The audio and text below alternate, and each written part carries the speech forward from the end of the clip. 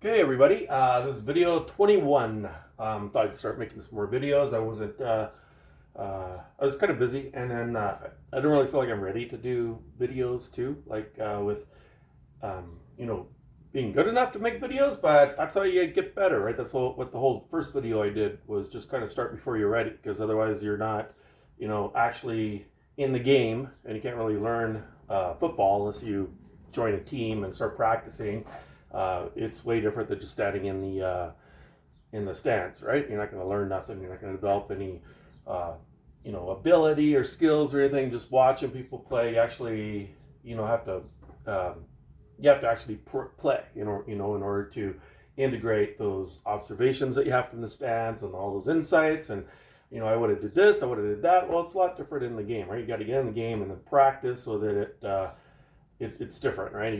You gotta get in the game. So, anyways, I'm gonna start doing more videos, and kind of you can see my progression, because I was thinking like the first 100 videos will be pretty bad, I imagine, and the next 100 videos, even if I redid, a better version of anything I talked about before, then it'll be shorter, it'll be more, it'll be more clear, everything will be better, can they keep going up octaves, and that's how like people that draw get really good by the 1,000th drawing that they do versus the very first page when they start, right? And just sometimes you got to get going, right? Like just if you're an author, I mean, if you can't get started because you can't think of anything to say, well, start writing, right? Just start brainstorming ideas and getting into the flow. You start feeling like it, and ideas will start coming to you because you change your state. Just like, if you don't really feel like working out, just start working out, and pretty soon you'll start feeling like working out, and then that'll kick in the cycle.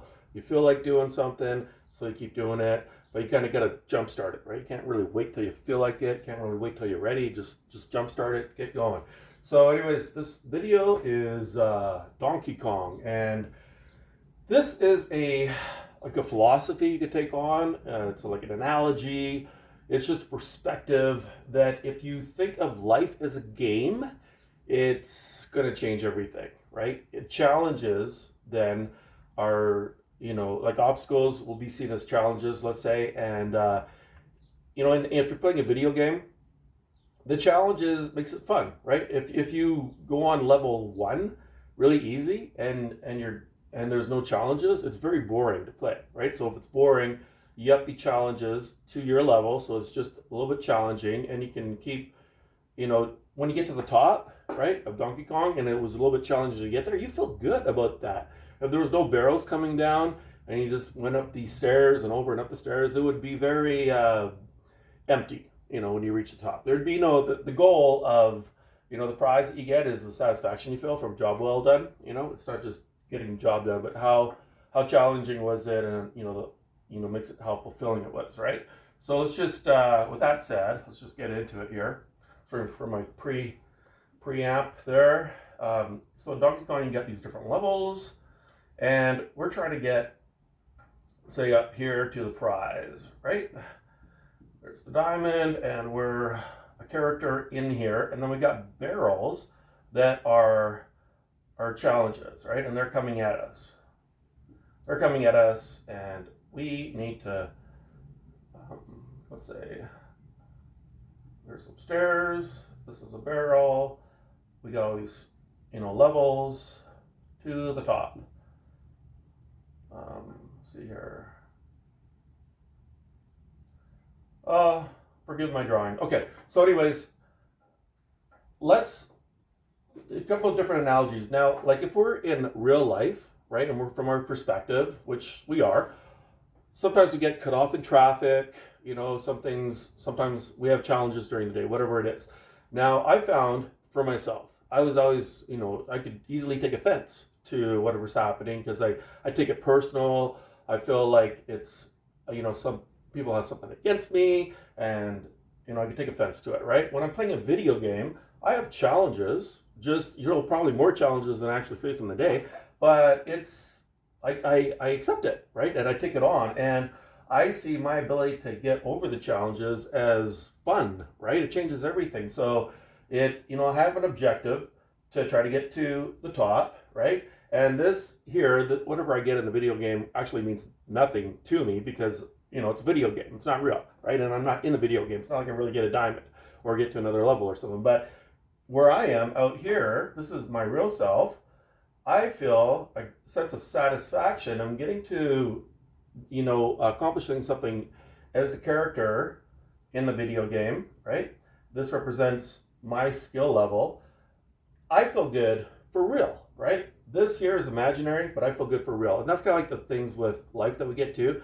What we attain in life is kind of like, the fulfillment of it comes and goes. You get a new book, and when you first get it, you're really happy. And then after you had it for a while, just that fulfillment of having it just might not be there anymore, right? Same thing with anything you get for, this brand new. We're always chasing the next thing because we invest, in something that we want to get, and then that becomes the goal. And it's kind of like the attainment of trying to get that goal that we, for myself, I kind of chase after to try to get the fulfillment of that. And once I get it, that fulfillment is kind of gone, right? So, like, I want to say there's a part of us, that's, definitely when we're playing a video game, where there's this character that we're playing as, that represents us, but the reality of us is we're out here in this real world. So I want to just to think about that for a minute, and to see how that makes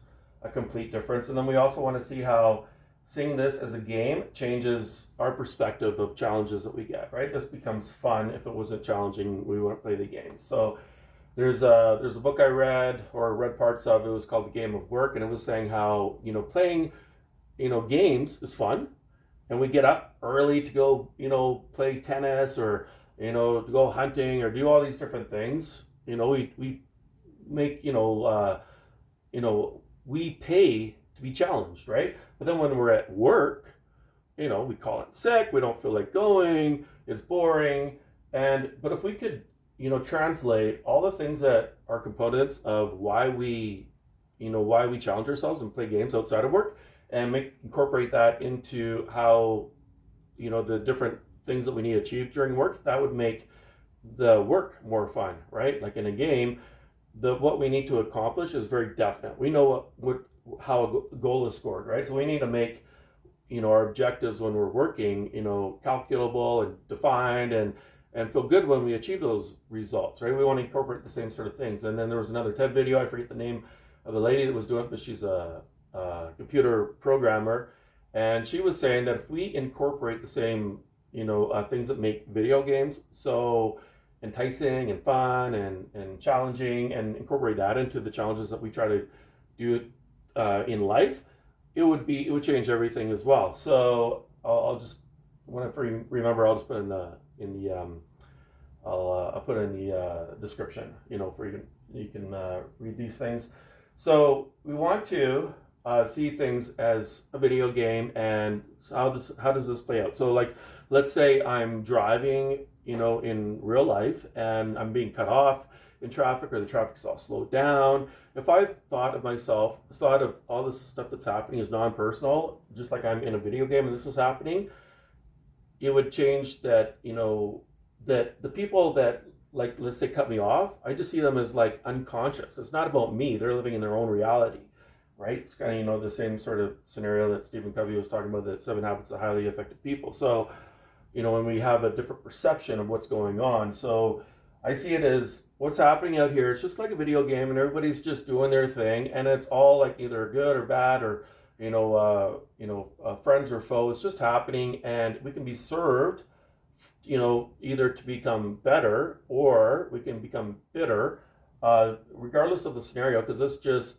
just happening, right? It's just neutral, and what we become of it based on how we respond to it, right? So there's that, changing our perspective, and then just taking our position as being outside the game. It kind of releases the stress of whether or not, we succeed on the first time or whatever. We can just keep playing until we get good, right? And when the obstacle comes and we jump over it, we don't turn around and keep, berating that for coming. We move on, right? We're not we're not interested in this, right? We just jump over and go to the next level. We're just interested, focus on our goal. And these here, we want to pay no attention to. We just want to get over it and let it go, right? And keep moving up to different levels. So there's that. And I forgot what I was going to say, but anyways, our position out here is kind of like, you know, in the game, or like the old movie Tron, when there was programmers and they got sucked into the video game. I can't remember if they would actually die, if they die in the video game, if they die in real life. I can't remember that, but I know it's different being a character, kind of like awakened to the fact that your reality is outside of that, opposed to just, you know, focusing on, you know, waking up as this character already inside this video game. It would be very different than, you know, not realizing that you're the person outside of it, and keeping this position of knowing who you are as you're playing this changes a lot, because this person here, if it woke up and became conscious, would have a limited mindset of what it can do, but this person here knows that it has ability to get to the top. It knows it can, it knows it will, it just doesn't know how yet because it hasn't, you know, figured out how to overcome the obstacles. So that positioning is, you know, just to remember where your reality really is, right? And if we're all spiritual beings having human experience, then we know our reality is not, you know, we're in this world, but we're not of this world. So I kind of made a diagram before. I was making a short story. I'll make one later. But if there was like a world and it was like reversed, the world wasn't like we're not out here, but we were all inside this world, kind of like a balloon that was, if you had a balloon and you pushed it in with your fist, that and then gave it eyes, it would see a world, like an inverse world it was part of, but the arm that's pushing it in is, you know, belongs to a world outside of it. It's still, you know, it could see inside this world, but it's being pushed in from the outside, right? So you could have a tree here, you could have different people here, right? And everything's being pushed in from the outside. Everything that's inside here would see this world as it is, but none of the substance of any given, you know, character or object or whatever's in the world. It has its substance or essence in, you know, from within the world. It all comes from what's outside of the world, right? And this says I am a tree, this says I am a person, this says I am another person. Everybody shares the same I amness that is filled with, let's say, the air substance outside of this balloon that's pushing in. They're in the world, but they're not of the world. So it's just kind of like a neat idea to know that if you were, you know, in this inverse reality, looking into it, you'd see all this as part of your world. But you know how it said, you know, to go within, to get with, or to go without. You have to go within to go without, or whatever, or to let me think on that. It was like to go within is the way out, kind of thing. Like if you went, you know, within yourself, that would be the way out of this you know, physical reality that we identify with. You close your eyes, meditate, you breathe, you kind of can identify with the substance that is, you know, surrounds you. Once you breathe in, you know, that layer of identification between, you know, between what's inside you and what's outside of you begins to disappear, and you just see this oneness. So anyways, this is, I don't want to get, you know, into woo-woo kind of esoteric metaphysical type ideas, but I'm just saying it kind of helps to kind of think that there's a reality outside of this one that we see, right? And to see that we're in this world, but we're not of this world. And when we die, I mean, it's like the vine that's cut off from, or the branch that's cut off from the vine. There's a sense of that the life force is not within the thing anymore, but I mean the life force doesn't die. It remains, right? And this life force that is outside of this world, which gives life to everything, it just it doesn't die, and that's part of who, what we want to identify with, right? And I was just another idea here is, I used to lucid dream all the time when I was a kid, like every night. And lucid dreaming to me is kind of like when we have the conscious mind kind of dropping into the subconscious, like while we're sleeping, and we become awake, knowing that we're dreaming and the time that we're dreaming. And that's kind of like a thesis here, a philosophy, or what's it called? Like a an assumption that it'd be good for some college kids to put together this theory or something and test it out and see if it's true. But let's say you're lucid dreaming and you have the ability to realize that you're in a dream while you're dreaming. Now, what I found when I was doing that is I have choice. I know that it's a dream and I'm awake within the dream. So now I can start to choose. What do I want to do in a dream? I know it's a dream. And I can fly, I can do whatever I want. And I'm thinking, because I'm consciously choosing choices while I'm in my subconscious mind, dreaming at the same time simultaneously, that if I'm making decisions right here to do this versus that somehow that would make a more impactful